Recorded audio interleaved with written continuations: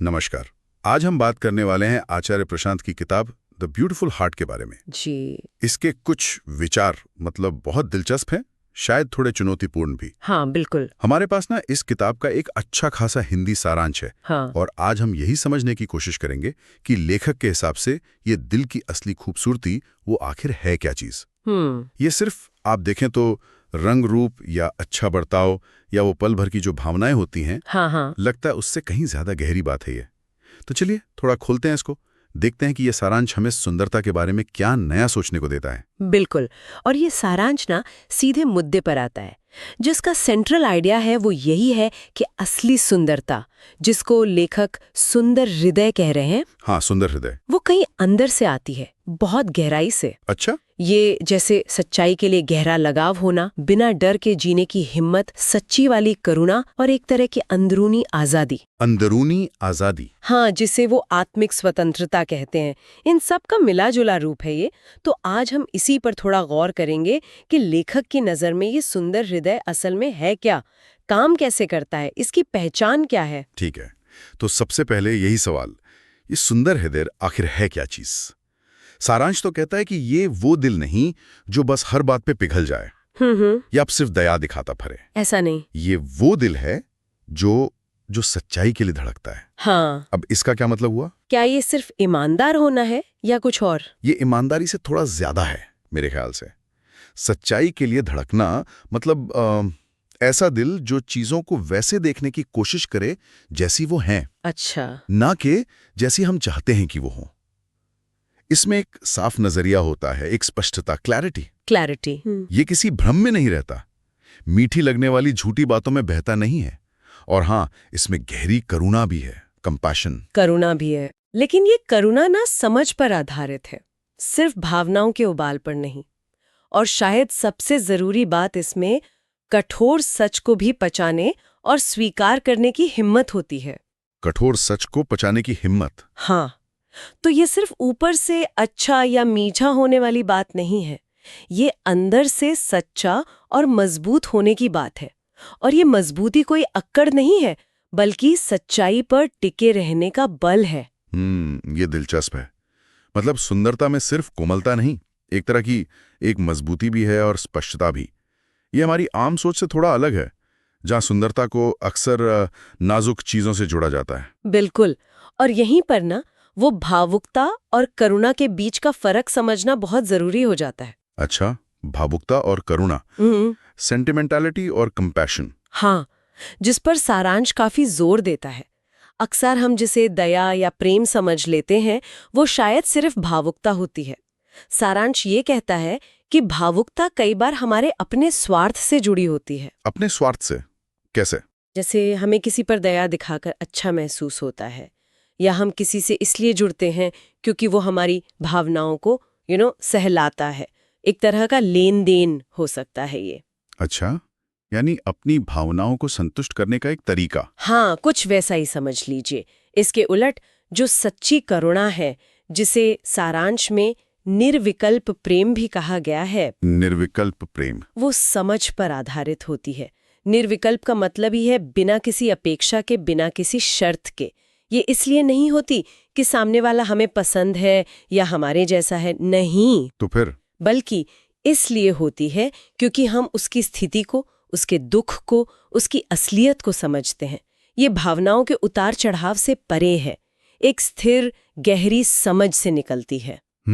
इसीलिए लेखक के अनुसार एक सुंदर हृदय भावुक या अस्थिर नहीं होता, वो समझदार, शांत और सजग होता है। समझदार, शांत और सजग। हाँ, उसकी सुंदरता भावनाओं के तूफान में नहीं दिखती, बल्कि एक स्थिर जागरूक अवस्था में दिखती है। तो मतलब किसी के दुख में आंसू बहाना या बहुत दुखी दिखना वो हमेशा सच्ची करुणा का सबूत नहीं है। नहीं, जरूरी नहीं। ये परखना तो असल जिंदगी में काफी मुश्किल हो सकता है। कई बार तो हम खुद ही नहीं समझ पाते कि हमारी भावना सच्ची करुणा है या सिर्फ एक क्षणिक उबाल है। बिल्कुल मुश्किल है, क्योंकि बाहर से देखने में दोनों एक जैसे दिख सकते हैं। हाँ। फर्क अंदर की प्रेरणा का है, मोटिवेशन क्या है। भावुकता अक्सर मैं पर केंद्रित होती है, मुझे कैसा महसूस हो रहा है। अच्छा, मुझे। हाँ। और करुणा दूसरे पर केंद्रित होती है, उसकी क्या जरूरत है, उसकी असलियत क्या है। और ये स्थिरता, ये समझ, ये सीधे तौर पर डर से मुक्ति से जुड़ी हुई है। हाँ, अगला मुद्दा यही था, निर्भीकता, फियरलेसनेस। सारांश कहता है कि सुंदर हृदय डर के अधीन नहीं होता। ये बात सुनने में तो बहुत अच्छी लगती है, पर इसका मतलब क्या है? क्या ऐसे इंसान को कभी डर ही नहीं लगता? नहीं, ऐसा नहीं है कि डर महसूस ही नहीं होता। डर तो एक स्वाभाविक मानवीय प्रतिक्रिया है, नेचुरल है। हाँ, बिल्कुल। लेकिन डर के अधीन न होना मतलब डर से कंट्रोल न होना। अच्छा, कंट्रोल ना होना। या डर के मारे सच बोलने से रुक न जाना, डर के मारे गलत को सही न कह देना, डर के मारे अपनी आज़ादी न खो देना। और ये निर्भीकता जो है, ये प्रेम करने के तरीके को भी बदल देती है। सारांश कहता है कि सुंदर हृदय का प्रेम किसी से कुछ पाने की उम्मीद में नहीं होता। हाँ। ये अपनी असुरक्षा को, अपनी इनसिक्योरिटी को ढकने के लिए नहीं होता। तो फिर किस लिए होता है? वो प्रेम पूर्णता और स्वतंत्रता से जन्म लेता है। पूर्णता और स्वतंत्रता। हाँ, यहाँ स्वतंत्रता का मतलब सिर्फ बाहरी बंधनों से आजादी नहीं है। ये मन के अंदरूनी डर, अपेक्षाएं, मान्यताएं, जो कंडीशनिंग है हमारी, हाँ, conditioning। उससे मुक्ति है। एक गहरी, आप कह सकती हैं, आत्मिक स्वतंत्रता, स्पिरिचुअल फ्रीडम। आत्मिक स्वतंत्रता। जब दिल अंदर से भरा हुआ महसूस करता है, उसे किसी बाहरी सहारे की जरूरत महसूस नहीं होती, तब जो प्रेम उससे निकलता है वो सच्चा होता है, मुक्त होता है। वो जरूरत पर आधारित नहीं होता कि मुझे तुमसे कुछ चाहिए इसलिए मैं प्रेम करता हूं, नहीं, बल्कि वो हृदय की अपनी अंदरूनी अमीरी है, उसकी संपन्नता का प्रकटीकरण है, बस एक बहाव है। ये आत्मिक स्वतंत्रता की बात थोड़ी और समझाएंगी? ये किस तरह की आज़ादी है मतलब? ये वो आज़ादी है जब हमारा सुख दुख बाहरी परिस्थितियों पर या लोगों पर बहुत ज़्यादा निर्भर नहीं रह जाता। अच्छा। जब हम अपनी खुशी के लिए दूसरों को जिम्मेदार ठहराना बंद कर देते हैं, जब हम सामाजिक दबाव, लोगों की राय क्या है, फेल होने का डर, इन सब से ऊपर उठकर अपने सच के साथ खड़े हो पाते हैं। ये एक तरह की मानसिक और भावनात्मक गुलामी से मुक्ति है। ऐसा हृदय ही बिना डर के जी सकता है और बिना शर्त के प्रेम कर सकता है, क्योंकि उसे कुछ खोने का डर नहीं सताता। समझ रहा हूं। ये तो प्रेम की एक बहुत ही अलग तस्वीर है, उस प्रेम से जो हम आमतौर पर देखते हैं या महसूस करते हैं, जिसमें अक्सर बहुत सारी उम्मीदें, बहुत सारे डर घुले मिले होते हैं। बिल्कुल, बिल्कुल। और यही विचार जो है वो सेवा के क्षेत्र में भी लागू होता है। सेवा में भी? हाँ, सारांश के अनुसार सच्ची सेवा या सच्चा प्रेम वो किसी सामाजिक दबाव से नहीं आता, या करना चाहिए वाली भावना से नहीं आता, या रिश्तेदारी निभाने की मजबूरी से पैदा नहीं होते। ये सब चीजें बाहरी हैं। तो फिर सच्ची सेवा कब होती है? सच्ची सेवा तो तब होती है जब वो अंदर की आत्मिक पूर्णता से अपने आप बहती है, स्पिरिचुअल कंप्लीटनेस से। आत्मिक पूर्णता, इसका क्या अर्थ है यहाँ? इसका मतलब है अंदर से एक ऐसा एहसास कि मैं पूरा हूं, मुझ में किसी चीज की कमी नहीं है। ये वो वाली पूर्णता नहीं जो बाहरी चीजों से मिलती है, पैसा, पद, रिश्ता। अच्छा। नहीं, ये अपने वास्तविक स्वरूप को पहचानने से मिलने वाली आंतरिक संतुष्टि है। जब कोई इस अवस्था में होता है तो उसे दूसरों की मदद करके कुछ पाने की इच्छा नहीं होती। कुछ पाने की इच्छा नहीं होती, जैसे नाम या पुण्य? ना पुण्य, नहीं वो अच्छा महसूस करने का भाव। उसकी सेवा सिर्फ एक स्वाभाविक अभिव्यक्ति बन जाती है, जैसे फूल का खिलना। जैसे फूल का खिलना। हाँ, इसीलिए किताब कहती कि असली सेवा का केंद्र स्वयं का शुद्ध रूप होता है। स्वयं का शुद्ध रूप, यानी हमारा असली चेहरा, जो अहंकार और कंडीशनिंग से परे है। हाँ, वही हमारा वो मूल अस्तित्व जो हमारी पहचानों से, हमारी इच्छाओं से, समाज की सिखाई बातों से ढका नहीं है।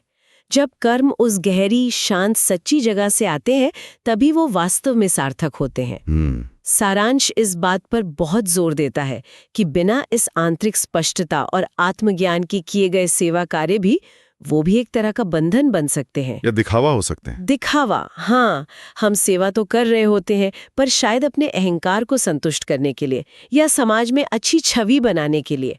अंदर का मोटिवेशन कुछ और होता है। लेकिन ये तो बहुत ऊंचा आदर्श लगता है। क्या आम जिंदगी में, जहां हम सब अपनी कमियों और जरूरतों के साथ जी रहे हैं, क्या वहां बिना किसी भी अपेक्षा के पूरी तरह से निस्वार्थ सेवा या प्रेम, ये सच में संभव है? क्या ये थोड़ा अव्यावहारिक नहीं लगता? सारांश इस चुनौती के बारे में कुछ कहता है। देखिए, सवाल बहुत वाजिब है आपका।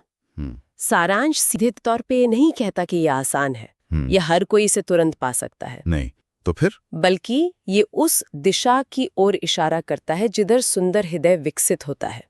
ये एक आदर्श हो सकता है, हाँ, लेकिन ये दिशा दिखाता है कि सच्ची सुंदरता किस तरफ है। अच्छा, एक दिशा। हाँ, ये हमें जांचने के लिए कहता है कि हमारे कर्मों के पीछे असली प्रेरणा क्या है। क्या हम पूर्णता की तरफ बढ़ रहे हैं, या अभी भी हमारी सेवा और प्रेम में डर, स्वार्थ, अपेक्षाएं ये सब हावी हैं? ये एक यात्रा है, मंजिल शायद दूर हो पर दिशा स्पष्ट होनी चाहिए। और शायद छोटे छोटे कदम भी मायने रखते हैं। थोड़ी ज्यादा जागरूकता, थोड़ी कम अपेक्षा, शायद यहीं से शुरुआत होती है। ये बात मायने रखती है। इसे एक मंजिल की बजाय एक दिशा की तरह देखना शायद ज्यादा मददगार है। अच्छा, एक और पहलू जो सारांश में सामने आता है वो है सुंदर हृदय का संघर्ष। हाँ, संघर्ष। ऐसा लगता है कि जिनका हृदय सुंदर है वे सिर्फ शांत और प्रेम करने वाले ही नहीं होते, वे लड़ते भी हैं। ये थोड़ा विरोधाभासी नहीं लगता, प्रेम और लड़ाई? पहली नजर में लग सकता है, पर यह समझना जरूरी है कि ये लड़ाई किस चीज के लिए है। हाँ, किसके खिलाफ? सारांश कहता है कि ऐसे लोग सत्य के लिए लड़ते हैं। सत्य के लिए। हाँ, ये लड़ाई किसी व्यक्ति या समूह के खिलाफ नहीं होती। उनका संघर्ष असल में भीतर की अज्ञानता के खिलाफ होता है, अपने ही भ्रम और पूर्वाग्रहों के खिलाफ। अपने अंदर? हाँ, और साथ ही बाहर की अधूरी या गलत मान्यताओं, पाखंड और झूठ के खिलाफ भी होता है। ये सत्य को स्थापित करने का, अज्ञान को मिटाने का एक निरंतर प्रयास है। तो ये निष्क्रियता नहीं है, ये पलायनवाद नहीं है, ये एक बहुत एक्टिव, बहुत साहसी स्थिति है। तो मतलब सुंदर हृदय वाला व्यक्ति अन्याय या झूठ देखकर चुप नहीं बैठेगा, वो आवाज उठाएगा, विरोध करेगा। हाँ, बिल्कुल, लेकिन उसका विरोध नफरत या गुस्से से प्रेरित नहीं होगा, वो सत्य और करुणा से प्रेरित होगा। अच्छा। उसका लक्ष्य किसी को नीचा दिखाना या हराना नहीं होगा, बल्कि सच को सामने लाना होगा ताकि सबका भला हो सके। ये संघर्ष भी एक तरह से उसकी करुणा का ही एक रूप है। करुणा का रूप? कैसे? अज्ञान में जी रहे लोगों के प्रति करुणा, उन्हें सच की रोशनी दिखाने का प्रयास। इसमें दृढ़ता होती है पर कड़वाहट नहीं। ये उस निर्भीकता से जुड़ा है जिसकी हमने पहले बात की थी। सच के लिए खड़े होने में हिम्मत लगती है, खासकर जब वो सच ज्यादातर लोगों को पसंद ना आए। ये संघर्ष का पहलू वाकई सुंदरता की हमारी आम धारणा को चुनौती देता है। सुंदरता सिर्फ शांति और स्थिरता नहीं, बल्कि जरूरत पड़ने पर सच के लिए लड़ने की हिम्मत भी है। बिल्कुल। तो अगर हम पूरे संदेश को समेटने की कोशिश करें, सार निकालें, तो सुंदरता का मतलब सिर्फ अच्छा दिखना, मीठा बोलना या नर्म दिल होना भर नहीं है। नहीं, इसका असली गहरा अर्थ है सत्य के साथ पूरी ईमानदारी से जीना, अपने अंदर के सच के साथ और बाहरी दुनिया के सच के साथ। और जब हृदय इस तरह सच्चाई से जुड़ जाता है, निर्भीक, शांत और सजग हो जाता है, तभी उसमें से वो चीजें निकलती हैं जिन्हें हम वास्तव में प्रेम और करुणा कह सकते हैं।